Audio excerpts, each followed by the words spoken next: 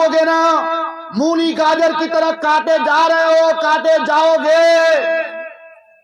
Syria کی بڑی تاریخ، 50 سال تک ایک ایسی قوم نے سیریا میں حکومت کی جس کی تعداد صرف اور صرف سیریا میں 10 سے 15%، اس کے باوجود 50 سال تک حکومت کی، اور ایسی حکومت کی، ایسے ظالمانہ، جابرانہ، قاہرانہ مسلمانوں کو جیل کی سلاخوں میں باندھ کر ڈال کر مسلمانوں کے علماء کے، ان کے دانشوران کے، حکمرانوں کے ناخن کھینچے گئے، ان کو کرنٹ دیا گیا، شرمگاہ میں کرنٹ دیا گیا، ان کو ایسی موت دی گئی جو موت کوئی نہیں دے سکتا، ایسی عبرتناک۔ بشار الاسد ایک ایسا حیوان والا نام، ایک ایسا درندہ صفت نام۔ پڑھ کے دیکھو تاریخ، پڑھ کے دیکھو تاریخ، 1971 سے لے کر 2024 تک باپ بیٹے نے کس طرح سے ظلم و زیادتی کے بازار کو گرم کیا تھا۔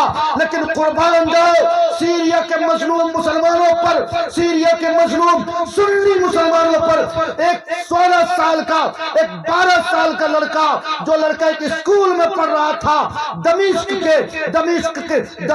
جو سیریا کی راجدھانی ہے، شام کی راجدھانی ہے، دمشق کا ایک شہر رہا ہے، وہاں پڑھ رہا تھا۔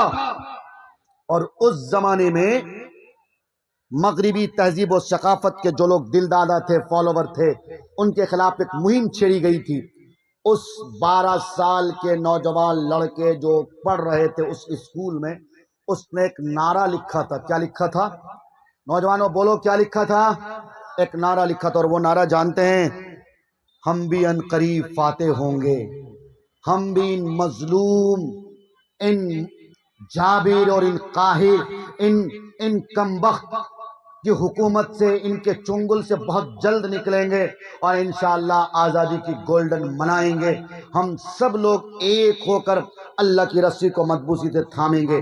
ایک نعرہ، عربی کا جملہ مجھے یاد نہیں آ رہا، اس کا مفہوم میں نے آپ کے سامنے رکھا۔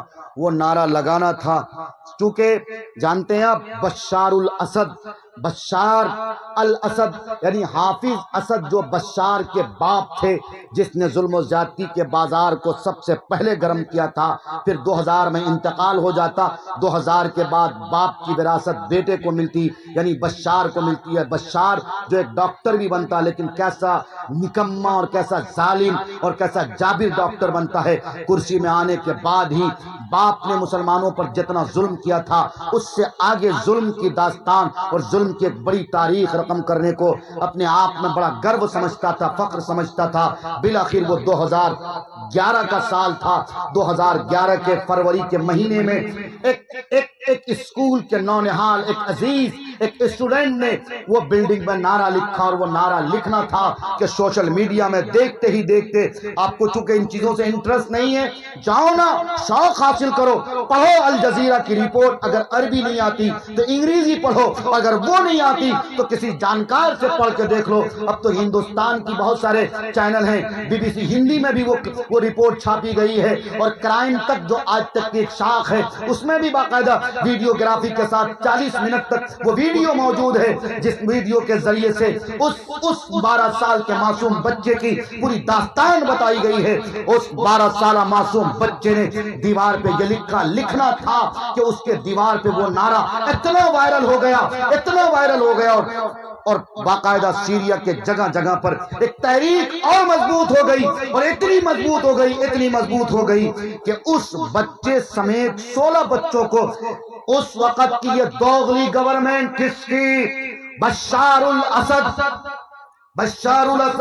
جو ظالم حکومت کرتا، ظلم کے بنیاد پہ حکومت کرتا تھا، جو بہت بڑا ظالم و جابر تھا، اس نے اس معصوم بچے سمیت ان کے 16 بچوں کو گرفتار کر لیا، ان کے سارے اسٹوڈنٹ کے ساتھیوں کو، رفقا کو، دوستوں کو گرفتار کیا، اور ان بچوں کو خوب ٹارچر کیا۔ بتاؤ یہ نعرہ کس نے لکھا؟ بتاؤ کس نے لکھا؟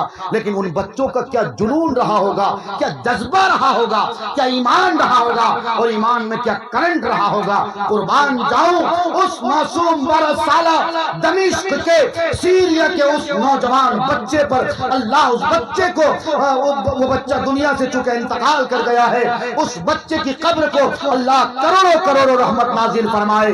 اس 12 سالہ بچے کو اتنی تکلیف دی گئی, ان کے دوستوں کو تکلیف دی گئی, لیکن یونٹی اتنی مضبوط تھی, سوسائٹی اتنی مضبوط تھی, تحریک اتنا عظیم, تحریک اتنی عظیم اس نے رکھی تھی. 16 بچوں کو ٹارچر کیا جا رہا, کوئی کسی کا نام نہیں بتا رہا کس نے یہ نعرہ لکھا تھا, کوئی نہیں بتا رہا. بالآخر دیکھتے دیکھتے ان 16 بچوں کے گارجینز کو خبر لگتی ہے کہ اے ٹی ایس پولیس نے ان 16 بچوں کو گرفتار کر لیا. احتجاج کرنے لگے لوگ, جو احتجاج کرتا ان کو بھی گرفتار کر لیا جاتا. ہوتے ہوتے جب بچے نہیں بتا رہے تھے, بچوں کے ناخن اکھاڑ لیے گئے, خبر دور تک پھیل گئی. جب باقاعدہ طور پر اسی مسجد کے احاطے میں ایک بڑی جامع مسجد تھی, جمعے کی نماز ہوئی, جمعے کی نماز میں سارے لوگ آئے اور امام صاحب نے تقریر کی کہ بھائی ظلم کی حد ہو گئی, اب تو 12 سال کے معصوم بچوں کو بھی اس طرح سے تکلیفیں دی جا رہی ہیں, ایسا کرو, نعرہ اور بلند کرو, تحریک اور بلند کرو, ورنہ میرا جینا دوبر ہو جائے گا. ہمارے لوگوں کو ویسے ہی قید کر دیا گیا.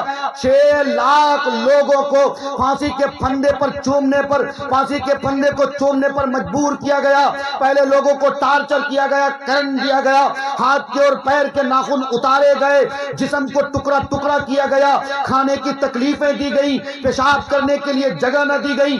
بند کوٹھی اور کمرے میں جو قبر سے بھی چھوٹی جگہ ہوتی تھی ایسی جگہوں پہ رکھا گیا. یعنی ظلم کی وہ داستان جو دنیا انسانیت نے کبھی نہ دیکھی ہوگی, اس داستان کو کس نے رقم کیا؟ یہ بشار الاسد جو خبیث الفطرت تھا, اس نے انجام دیا اور اس نے رقم کی. اور اس نے رقم کرنے کے بعد جب باقاعدہ تحریک بلند ہو گئی, نعرہ تکبیر کی آواز بلند ہو گئی, تب بشار الاسد نے سمجھا کہ ایسا لگتا ہے کہ تختہ پلٹ کا دور آ گیا. بشار الاسد نے اپنے اے ٹی ایس فورسز کو یہ حکم دیا کہ ایسا کرو, ان 16 معصوم بچے جن کو تم نے گرفتار کر لیا ان کو رہا کرو. رہا کرنا تھا, شاید بشار الاسد نے سوچا ہوگا کہ ان کو رہا کرو گے تب میری مصیبت جو ہے وہ ختم ہوگی, لیکن نہیں, جو ان بچوں کو چھوڑا گیا. اب جب یہ بچے اپنے گھر پہنچے, محلے پہنچے, داستان بتائی, لوگوں سے بتایا کہ لوگوں جب ہم پر اتنا ظلم ہوا, ہم معصوم تھے, بچے تھے, قانون میں, سمویدھان میں, بال گرہ میں مجھے رکھنے کو کہا گیا. یعنی بچوں کے کفالت کے لیے جو جیل بنایا جاتا ان جگہوں پہ رکھنے کو کہا گیا, لیکن اس کے باوجود جب مجھے اتنا ٹارچر کیا گیا ہے تو پھر ہمارے جو پرکھے ہیں, ہمارے دادا چاچا اور ہمارے ماموں کے جو لوگ عمر کے لوگ ہیں, ان کو کتنی تکلیفیں دی گئی ہوگی. ان بچوں نے دیکھا کہ دیکھو ہاتھ کی یہ 10 انگلیاں ہیں, اور 10 انگلیوں میں سے کسی ایک بھی انگلی میں تمہیں ناخن کا ایک قطرہ نہیں ملے گا. پھر ان بچوں نے پیر بڑھایا اور دکھا کے دیکھو پیر کے 10 انگلیوں میں سے کسی ایک انگلی میں بھی تمہیں ناخن کا ایک قطرہ نہیں ملے گا. جب اتنا دیکھنا تھا تو پھر نعرہ اور بلند ہوا, اور بلند ہوا, تحریک اتنی زور پکڑ لیا, اتنی زور پکڑ لیا, بالآخر وہ 8 دسمبر 2024 کا دن تھا, تاریخ تھی. وہ تاریخ ایسی تاریخ بن گئی, وہ تاریخ ایسی تاریخ بن گئی کہ کمبخت بشار الاسد کو چھپنے کی جگہ نہ ملی. اس نے دوست کو فون لگایا, دوست کو, روس کا پردھان منتری پوتین کو فون لگایا اور اپنے فلائٹ بک کر کے فوراً بھاگنے پر مجبور ہوا. ٹھیک اسی طرح جس طرح سے تمہارے پڑوس ملک میں یعنی کہ بنگلہ دیش میں شیخ حسینہ نے جب ظلم کا بازار گرم کر دیا تھا, لوگ ظلم سہتے رہے, اب ہو رہا, تب ہو رہا, اب ہو رہا, تب ہو رہا, لیکن جب پانی سر سے اوپر چلا گیا شیخ حسینہ کو بھی چھپنے کی جگہ نہ ملی. ایسے ہی تاریخ میں لکھا جائے گا, ہمیشہ لکھا جائے گا. اس 12 سالہ معصوم بچے نے بلڈنگ کی دیوار پر ایک نعرہ دیا, اور وہ نعرہ ہاتھوں ہاتھوں, انگلی انگلی پوری دنیا میں عام ہوا, اور وہ تحریک بلند ہوئی. اور آج الحمدللہ سیریا فتح ہو گیا.